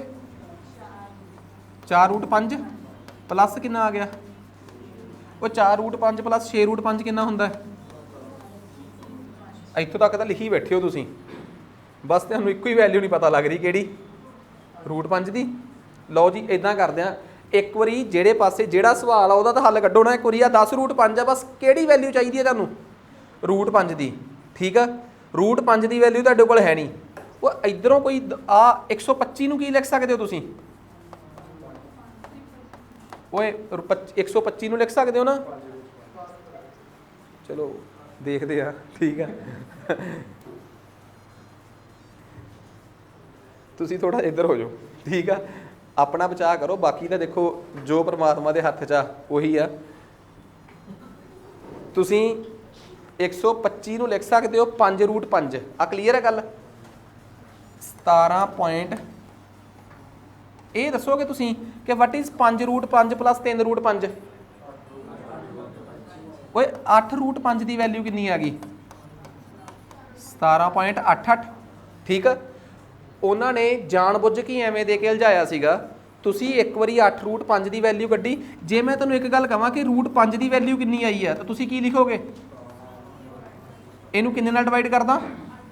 तुसीं कुछ नहीं करना, तुहानूं चाहीदी सी रूट 5 की वैल्यू, तो रूट 5 की वैल्यू तुसीं किन्नी कढ लई?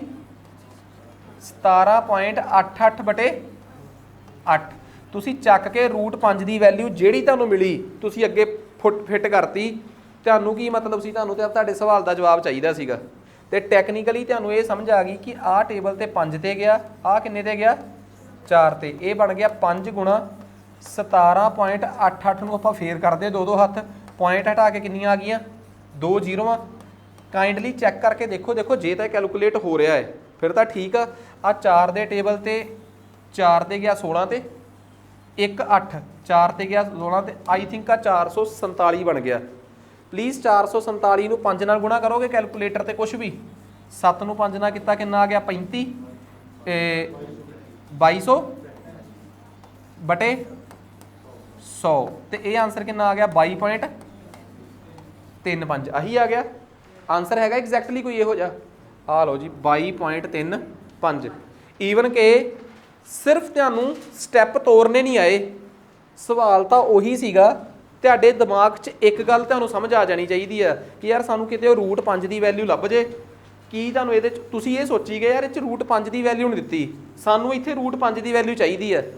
जे तुहाडे दिमाग च इन्ना पेपर च आ गया ਜਾਂ ਕਦੇ ਵੀ ਸਵਾਲ ਦੇ ਵਿੱਚ ਆ ਗਿਆ ਕਿ ਯਾਰ ਜੇ ਆ ਇਹੋ ਜਿਹਾ ਕੁਝ ਦਿੱਤਾ ਹੀ ਹੋਇਆ ਮੈਂ ਇੱਥੋਂ ਆਪੇ ਰੂਟ 5 ਦੀ ਵੈਲਿਊ ਕੱਢ ਲਾਂ ਉਹਨਾਂ ਨੇ ਤਾਂ ਖਲਾਰਾ ਜਿਹਾ ਪਾ ਕੇ ਦਿੱਤਾ ਹੋਇਆ ਕਿ 3 ਰੂਟ 5 ਪਲੱਸ 125 ਦਾ ਰੂਟ ਬਰਾਬਰ ਹੈ 17.88 ਇੱਥੋਂ ਕਿਉਂ ਨਾ ਮੈਂ 125 ਦੇ ਰੂਟ ਨੂੰ 5 ਰੂਟ 5 ਲਿਖਾਂ ਤੇ 3 ਰੂਟ 5 ਤੇ 5 ਰੂਟ 5 ਨੂੰ ਜੋੜ ਕੇ 8 ਰੂਟ 5 ਲਿਖਾਂ ਉੱਥੋਂ ਮੈਂ ਟੈਕਨੀਕਲੀ ਰੂਟ 5 ਦੀ ਵੈਲਿਊ ਕੈਲਕੂਲੇਟ ਕਰ ਲਾਂ ਤੇ ਉਹਨੂੰ ਚੱਕ ਕੇ ਉੱਥੇ ਮੇਰੇ 10 ਰੂਟ 5 ਵਾਲੇ ਕੇਸ ਦੇ ਵਿੱਚ ਰੂਟ 5 ਦੀ ਜਗ੍ਹਾ ਤੇ ਫਿੱਟ ਕਰਦਾ ਕਿਉਂਕਿ ਜਦੋਂ ਆਪਾਂ ਇਸ ਸਵਾਲ ਨੂੰ ਮਾੜਾ ਜਿਹਾ ਕਰਾਂਗੇ ਇੱਥੇ ਆ ਕੇ ਆਪਣੇ ਦਿਮਾਗ 'ਚ ਆਊਗਾ ਕਿ ਯਾਰ ਰੂਟ 5 ਦੀ ਵੈਲਿਊ ਚਾਹੀਦੀ ਸੀ ਤੇ ਮਾੜਾ ਜੀ ਮੈਥ ਦੀ ਵਿੱਚ ਥੋੜਾ ਜੀ ਕਮਾਂਡ ਹੋਵੇ ਇੱਥੋਂ ਹੀ ਇਸ਼ਾਰਾ ਪਤਾ ਲੱਗ ਜਾਂਦਾ ਹੈ ਕਿ ਇੱਥੋਂ ਰੂਟ 5 ਕੱਢਿਆ ਜਾ ਸਕਦਾ ਹੈ। ਨੈਕਸਟ ਉਸ ਤੋਂ ਬਾਅਦ ਆ ਗਿਆ ਜੀ ਆਪਣੇ ਕੋਲ 30ਵਾਂ ਸਵਾਲ। ਚਲੋ ਜੇ ਆਪਾਂ ਇਸ ਸਵਾਲ ਨੂੰ ਕਰਕੇ ਦੇਖੀਏ ਤਾਂ ਦੇਖੋ 3 ਰੂ ਆ ਵਿੱਚ ਕਿਹੜਾ ਸਾਈਨ ਆ ਡਿਵਾਈਡ ਦਾ ਸਭ ਜਾਣਦੇ ਆ ਕਿ ਜੇ a/b ਡਿਵਾਈਡ ਬਾਏ c/d ਲਿਖਿਆ ਹੋਵੇ ਤਾਂ ਇਹਦਾ ਕੀ ਮਤਲਬ ਆ ਮਲਟੀਪਲਾਈ ਬਾਏ ਇਹਦਾ ਮਤਲਬ ਆ ਪਹਿਲਾ ਸਟੈਪ ਤੇ ਆ ਕਰਾਂਗੇ 3 ਰੂਟ 12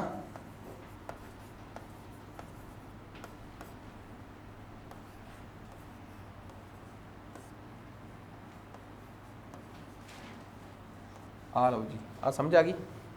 ਹੁਣ ਇਹਦੇ ਚ ਕੋਈ ਹੀਲਾ ਕਰੀਏ ਆਪਾਂ ਆ ਰੂਟ 12 ਨੂੰ ਆਪਾਂ ਕੀ ਲਿਖ ਸਕਦੇ ਆ 3 ਰੂਟ 2 ਉਹ ਲਿਖ ਸਕਦੇ ਆ ਉਹ ਜਿਹੜਾ 3 ਬਾਹਰ ਆਊਗਾ ਪਹਿਲਾਂ ਹੀ ਇੱਕ 3 ਉਹ ਕੀ ਬਣ ਜੂ ਇੱਥੇ 9 ਰੂਟ 2 ਓਏ ਰੂਟ 28 ਨੂੰ ਕੀ ਲਿਖ ਸਕਦੇ ਆ ਦੇਖੋ ਯਾਰ ਅੰਦਰ ਆ ਰੂਟ 12 ਹੈ ਰੂਟ 12 ਨੂੰ ਲਿਖ ਸਕਦੇ ਹੋ ਤੁਸੀਂ 3 ਰੂਟ 2 ਆਲਰੇਡੀ ਬਾਹਰ ਇੱਕ 3 ਪਿਆ ਹੈ ਉਹ 3 ਨਾਲ ਮਲਟੀਪਲਾਈ ਤਾਂ ਹੋਣਾ ਹੀ ਸੀਗਾ 3 ਗੁਣਾ 3 ਰੂਟ 2 ਕਿੰਨਾ ਬਣ ਗਿਆ 9 ਰੂਟ 2 ਓਏ ਰੂਟ 28 ਨੂੰ ਕੀ ਲਿਖ ਸਕਦੇ ਹੋ ਤੁਹਾਨੂੰ ਸਭ ਨੂੰ ਪਤਾ ਹੈ ਕਿ 28 ਹੁੰਦਾ 7 ਗੁਣਾ 4 ਤੇ 4 ਦਾ ਰੂਟ ਬਾਹਰ ਆ ਕੇ 2 ਇਹ ਜਾਨੀ ਕਿ 2 ਰੂਟ 7 ਲਿਖ ਸਕਦੇ ਆ ਤੇ ਬਾਹਰ ਪਹਿਲਾਂ ਹੀ ਕਿੰਨਾ ਪਿਆ ਹੈ 2 2 ਰੂਟ 7 ਗੁਣਾ 2 4 ਰੂਟ 7 ਆਹੀ ਆ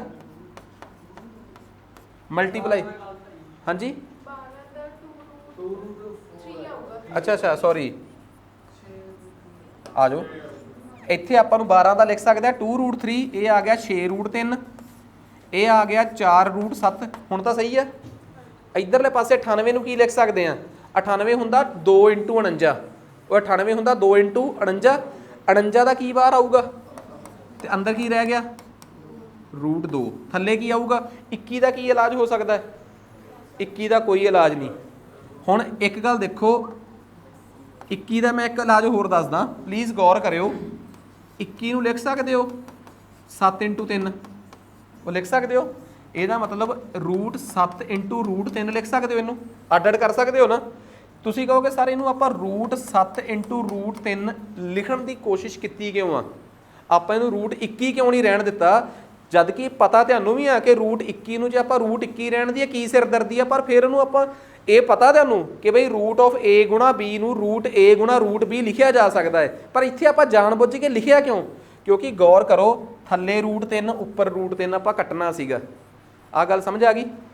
ਤੁਸੀਂ ਮੈਨੂੰ ਇੱਕ ਗੱਲ ਸਭ ਨੂੰ ਪਤਾ ਮੈਥ ਦੇ ਵਿੱਚ ਜਾਂ ਇਸ ਰੂਟ ਵਾਲੇ ਚੈਪਟਰ 'ਚ ਕਿ ਰੂਟ a ਗੁਣਾ ਰੂਟ a ਕਿੰਨਾ ਹੁੰਦਾ ਹੈ ਓਏ ਰੂਟ a ਗੁਣਾ ਰੂਟ a ਕੀ ਹੋਊਗਾ ਭਲਾ ਰੂਟ a ਦਾ ਕੀ ਕਰਾਂਗੇ ਆਪਾਂ ਸਕੇਅਰ ਰੂਟ ਦਾ ਸਕੇਅਰ ਕਰ ਲਓ ਚਾਹੇ ਸਕੇਅਰ ਦਾ ਰੂਟ ਕਰ ਲਓ ਕਾਇਦੇ ਨਾਲ ਉਹ ਕੀ ਹੁੰਦਾ ਹੈ ਇੱਕ। ਹੁਣ ਦੇਖੋ ਇਸੇ ਟ੍ਰਿਕ ਨੂੰ ਆਪਾਂ ਯੂਜ਼ ਕਰਾਂਗੇ ਉਹ ਵਟ ਇਜ਼ ਰੂਟ 7 ਗੁਣਾ ਰੂਟ 7 7 ਰੂਟ 7 ਗੁਣਾ ਰੂਟ 7 7 ਹੁੰਦਾ ਹੈ ਫਿਰ ਉਹ ਉੱਪਰਲੇ 7 ਨਾਲ ਕੱਟਿਆ ਗਿਆ ਥੱਲੇ ਵਾਲਾ ਰੂਟ 7 ਗੁਣਾ ਰੂਟ 7 7 ਹੋਊਗਾ ਤੁਸੀਂ ਕਹੋਗੇ ਕਿਵੇਂ ਪਤਾ ਲੱਗਿਆ ਰੂਟ a ਗੁਣਾ ਰੂਟ a ਦਾ ਮਤਲਬ ਆ ਰੂਟ a ਦਾ ਵਰਗ ਓਏ ਰੂਟ a ਗੁਣਾ ਰੂਟ a ਦਾ ਮਤਲਬ ਆ ਰੂਟ a ਦਾ ਵਰਗ ਤੇ ਰੂਟ a ਦੇ ਵਰਗ ਦਾ ਮਤਲਬ ਆ a ਸੋ ਰੂਟ a ਗੁਣਾ root a is always a root 7 ਗੁਣਾ ਰੂਟ 7 ਹਮੇਸ਼ਾ 7 ਹੁੰਦਾ ਹੈ ਰੂਟ 5 ਗੁਣਾ ਰੂਟ 5 ਹਮੇਸ਼ਾ 5 ਹੁੰਦਾ ਹੈ।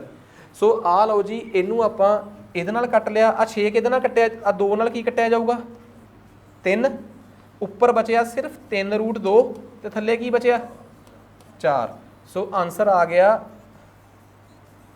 3 ਰੂਟ 2 ਬਟੇ 4 ਆਹੀ ਆ ਇਹ ਆਪਸ਼ਨ 3 ਰੂਟ 2 ਬਟੇ 4 ਆ ਲਓ ਜੀ। ਸੋ ਐਵੇਂ ਦੀਆਂ ਕੈਲਕੂਲੇਸ਼ਨਸ ਨੇ ਆਪਣੇ ਸਵਾਲਾਂ 'ਚ ਆ ਲਓ ਜੀ ਕਾਈਂਡਲੀ ਆਹ ਸਵਾਲ ਤੁਸੀਂ ਮੈਨੂੰ ਕਰਕੇ ਦਿਓਗੇ ਆਹ ਵਾਲਾ ਉੱਪਰ ਕੀ ਦਿੱਤਾ ਹੋਇਆ ਆਪਾਂ ਨੂੰ ਪੁਆਇੰਟ 081 ਮਲਟੀਪਲਾਈ ਕੀ ਆ 484 ਥੱਲੇ ਕੀ ਆ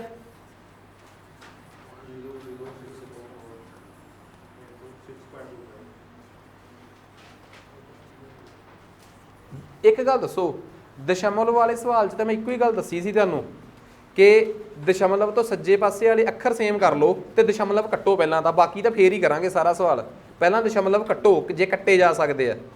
तुसीं एक गल दसोगे पॉइंट तो मगर किन्ने अखर आ पॉइंट तो मगर किन्ने अखर आ प्लीज़ 3 जे मैं 1 0 होर पाला जदों तक दशमलव आ उदों तक तो 0 पाउण दा कोई नुकसान नहीं ना जदों तक दशमलव आ इत्थे पूरा कर लिया इत्थे पॉइंट तो मगर किन्ने अखर आ इत्थे पॉइंट तो मगर किन्ने अखर आ इत्थे भी मैं 1 0 पा ली सारा कंसैप्ट पूरा हो गया। हुण मैं एक इस प्लीज़ गौर करियो इस दशमलव नाल इस दशमलव नूं उड़ा सकदा क्योंकि पॉइंट तो मगर ते पॉइंट तो मगर उन्ने अखर आ। तुसीं कहोगे सर इवें किवें कर सकते हैं जदों इस पॉइंट नूं हटावांगे तो थल्ले 1 दे मगर 4 जीरोआं पावांगे इस पॉइंट नूं हटावांगे तो इहदे मगर किन्नियां जीरोआं पावांगे 4 ਉੱਪਰੋਂ ਤੇ ਥੱਲੇ ਵਾਲੀਆਂ 4 ਜਿਹਨੂੰ ਕੱਟੀਆਂ ਜਾਣਗੀਆਂ ਇਸੇ ਕਰਕੇ ਕਹਿੰਦੇ ਆ ਕਿ ਉੱਪਰ ਤੇ ਥੱਲੇ ਜੇ ਪੁਆਇੰਟ ਤੋਂ ਮਗਰਲੇ ਪਾਸੇ ਵਾਲੇ ਅੱਖਰ ਸੇਮ ਕਰ ਲਏ ਤਾਂ ਪੁਆਇੰਟ ਨਾਲ ਪੁਆਇੰਟ ਅਡਾਉਣ ਦਾ ਹੱਕ ਰੱਖਦੇ ਹੋ ਤੁਸੀਂ ਦਸ਼ਮਲਵ ਨਾਲ ਦਸ਼ਮਲਵ ਅਡਾ ਸਕਦੇ ਹੋ। ਦਸ਼ਮਲਵ ਤੋਂ ਮਗਰ ਕਿੰਨੇ ਅੱਖਰ ਆ 3 ਤੇ ਦਸ਼ਮਲਵ ਤੋਂ ਮਗਰ ਕਿੰਨੇ ਅੱਖਰ ਆ 3 ਇਹਦੇ ਨਾਲ ਇਹਨੂੰ ਉਡਾ ਦਿਓ ਆ ਗੱਲ ਕਲੀਅਰ ਆ। ਸੋ ਸਵਾਲ ਆਪਣੇ ਕੋਲ ਬਣ ਗਿਆ ਕੀ ਭਲਾ 810 ਗੁਣਾ 884 ਥੱਲੇ 64 आ जीरो नाल जीरो कट्टी गई ये बन गया 81 गुणा 84 बटे 64 गुणा 625 ये सारे का रूट अंदर सारा जां मल्टीप्लाई है तो जां की है डिवाइड सब तो वक्खो वक् रूट हो सकता है। दसो भी फिर मैनू 81 का रूट कितना होंदा है 484 का रूट कितना होंदा है कितना 22 64 का रूट कितना होंदा है तो इन्ने का रूट कितना होंदा है 25 आ 11 ते गया इनू फिलहाल कट्टो 4 ते वट इज़ 11 इंटू 9 तो वट इज़ 25 इंटू 4 100 तो ये कितना आऊगा आ चक्को जी 0.99 आंसर आ गया की औखा ये मतलब उम्मीद करदा हाँ हुण अगले सवाल सारे एवें ही होने आ तुसीं पॉइंट नाल पॉइंट कट सकते हो। आ देखो उपर आ जी पॉइंट 204 थल्ले हैगा जी 42 थल्ले हैगा अपने कोल 0.07 ये हैगा जी 3.4 तुसी कहोगे इदां करो आ जीरो पाओ इत्थे प्लीज़ गौर करियो जीरो पाई पॉइंट तो मगर किन्ने अखर आ 3 पॉइंट तो मगर 3 इनू कटता ये आ गया जी 204 गुणा 42 पॉइंट इत्थे कितना आ गया 70 तुसी कहोगे सर एक प्रॉब्लम आ गई एक पॉइंट कट्टिया नहीं गया यार जेड़ा नहीं कट्टिया गया सवाल तो सौखा हो गया आ 3.4 नूं की लिख सकते हो तुसी 34 बटे 10 ये जेड़ा 34 दे बटे च 10 सी वो कित्थे जाना सी उपर जेड़ा रह गया उन्हों एवें एडजस्ट कर लिया एडजस्ट किवें किता इहदे नाल इहनूं कटता आही आ। हुण देखो कैलकुलेशन च इहदे टेबल ते आ गया 6 ते की 34 दे टेबल ते 204 जांदा है देखियो 34 के टेबल ते 204 किन्ने ते 6 ते 6 ते मैनू लगता अंदर बचे ही किन्ना रूट दे विच 36 ते रूट दे विच 36 बच के आंसर किन्ना आ गया 6। मतलब इस तरीके का कोई भी सवाल अपने कोल होवे बस आपां 32 तक सवाल सॉल्व कर ले। हुण तुहाडी देखो असली कलाकारी तो यह होगी कि हुण तुसीं घरों सॉल्व करके लैके आउणा है .0 बड़ा इंपॉर्टेंट एक गल होर ये मैं श्योर कर दिना सारी की सारी शीट आप ही सॉल्व करांगे क्लास च। हाँ आपां इस शीट नूं सॉल्व करन तो पहलां तुहानूं पूरा खुला मौका मिलिया होया कि जे तुसीं अपने लैवल ते सवाल करने आ तो कर लो ठीक है क्योंकि जे आपां ये गल कहीए कि 2-4 दिन आपां दे दईए फिर स्टैंडर्ड जिहा रहना नहीं अपने कोल अपने डाउट्स रह जाने आ ते आपां एक अद्धे चैप्टर च अपने डाउट्स हजे तक चल रहे हैं। सो मैं नहीं चाहता कि किसी भी चैप्टर नाल आपां इस तरीके नाल उलझीए आपां तुहाडे कोल पूरा एक दिन घरे दिमाग लाओ शीट तो सॉल्व करियो। मैं हमेशा एक हिंट दूँगा तुहानूं कभी भी किसी सवाल नूं करन दा सानूं किसी ने कहता कि 15 का स्केयर होवे नाल 18 का स्केयर होवे थल्ले 1.5 का स्केयर होवे ते 1.8 का स्केयर होवे एवें जिहदा स्टैंडर्ड होवे ते सारे ते रूट होवे तुसीं ये तो कह ही नहीं सकते कि मैं रूट नूं सारिਆਂ च ਅੱਡ-ਅੱਡ कर ਲਾਂ क्योंकि विच साइन मल्टीप्लाई जां डिवाइड का नहीं विच साइन किहड़ा आ गया प्लस का बस ਇੱਥੇ ਤਾਂ ਇੱਕੋ ਹੀ ਕੰਮ ਕੀਤਾ ਜਾ ਸਕਦਾ। ਦੇਖੋ ਕੰਮ ਬਹੁਤ ਸੌਖਾ, ਇਹ ਸਵਾਲ ਸੋਲਵ ਕਰਾਉਣਾ ਤੁਹਾਨੂੰ ਮੈਂ। ਉਹ ਤੁਹਾਡੀ ਕਿਸਮਤ ਕੀ ਜੇ ਇਸ ਸਵਾਲ ਦਾ ਸੰਬੰਧ ਇਸ ਸਵਾਲ ਨਾਲ ਨਿਕਲ ਆਵੇ, ਉਹ ਜੋ ਦਾਤੇ ਨੂੰ ਮਨਜ਼ੂਰ। ਪਰ ਫਿਲਹਾਲ ਦੀ ਘੜੀ ਮੈਂ ਆਹੀ ਸਵਾਲ ਕਰਾਉਂਗਾ ਤੁਹਾਨੂੰ। ਤੁਸੀਂ ਕੀ ਕੀਤਾ, ਤੁਹਾਨੂੰ ਪਤਾ ਕਿ ਆ ਕਿੰਨੇ ਦਾ ਸਕੁਅਰ ਆ, ਆ ਕਿੰਨੇ ਦਾ ਸਕੁਅਰ ਆ 18 ਦਾ। 1.5 ਕਿੰਨਾ ਹੁੰਦਾ ਹੈ, ਕਿੰਨੇ ਬਟੇ ਕਿੰਨੇ ਹੁੰਦਾ ਹੈ 15/10। ਸੋ ਕਾਇਦੇ ਨਾਲ ਆ ਕਿੰਨੇ ਦਾ ਸਕੁਅਰ ਆ ਗਿਆ 15 ਦਾ ਸਕੁਅਰ ਬਟੇ, ਤੁਸੀਂ ਕਹਿ ਦੋ ਸਾਰੇ ਤਾਂ 15/10 ਦਾ ਸਾਰੇ ਦਾ ਸਕੁਅਰ ਆ, ਤੁਸੀਂ ਅੱਡ ਅੱਡ ਕਿਉਂ ਕਰ ਲਿਆ, ਉਹ ਡਿਵਾਈਡ 'ਚ ਆ। 15/10 ਦਾ ਸਾਰੇ ਦਾ ਸਕੁਅਰ 15 ਸਕੁਅਰ ਬਟੇ 10 ਸਕੁਅਰ ਹੋ ਸਕਦਾ ਹੈ ਨਾ। ਓਏ 1.8 ਦਾ ਸਕੁਅਰ ਕੀ ਆਊਗਾ 18/10 ਦਾ ਸਕੁਅਰ, ਤੇ ਡਿਵਾਈਡ ਦੇ ਵਿੱਚ ਤੋਂ ਅੱਡ ਅੱਡ ਹੋ ਸਕਦੇ ਆ ਨਾ। ਆਹ ਗੱਲ ਸਾਰਿਆਂ ਨੂੰ ਸਮਝ ਆ ਗਈ, ਇੱਥੋਂ ਤੱਕ ਗੱਲ ਕਲੀਅਰ ਹੋ ਗਈ। ਹੁਣ ਇਹ ਦੇਖੋ ਉੱਪਰ 15 ਦਾ ਸਕੁਅਰ ਥੱਲੇ 18 ਦਾ ਸਕੁਅਰ, 10 ਦਾ ਸਕੁਅਰ ਕਿੰਨਾ ਹੁੰਦਾ ਹੈ 100, 10 ਦਾ ਸਕੁਅਰ, ਦੋਵਾਂ ਦਾ ਐਲਸੀਐਮ ਕਿੰਨਾ ਆ ਗਿਆ 100। ਪਹਿਲਾਂ ਉਸ 100 ਨੂੰ 100 ਨਾਲ ਡਿਵਾਈਡ ਕੀਤਾ 1।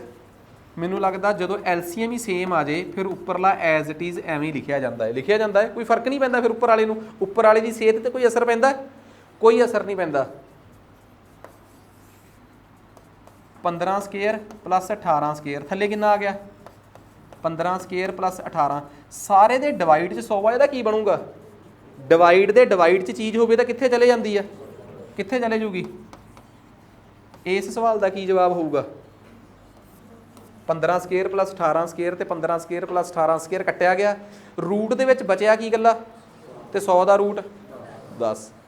ਇਸ ਸਵਾਲ ਦਾ ਉੱਪਰਲੇ ਸਵਾਲ ਨਾਲ ਕੋਈ ਸੰਬੰਧ ਨਹੀਂਗਾ। ਬਸ ਮੈਂ ਤੁਹਾਨੂੰ ਇਹ ਸਲਾਹ ਦਊਂਗਾ ਕਿ ਜਿਹਨੂੰ ਕਨਸੈਪਟ ਦੀ ਕਲੈਰਿਟੀ ਹੋ ਗਈ ਉਹਨੂੰ ਪਤਾ ਲੱਗ ਜਾਊਗਾ ਕਿ ਆ 15 ਆ 1.5 ਆ, ਆ 0.03 ਆ ਤੇ ਆ 0.003 ਆ, ਆ 0.21 ਆ ਤੇ ਆ 0.021 ਆ, ਆ 0.065 ਆ ਤੇ 0.0065 ਆ। ਸੋ ਐਵੇਂ ਦੇ ਸਵਾਲ ਤੁਹਾਨੂੰ ਅੱਗੇ ਉਲਝਾ ਸਕਦੇ ਆ, ਠੀਕ ਆ।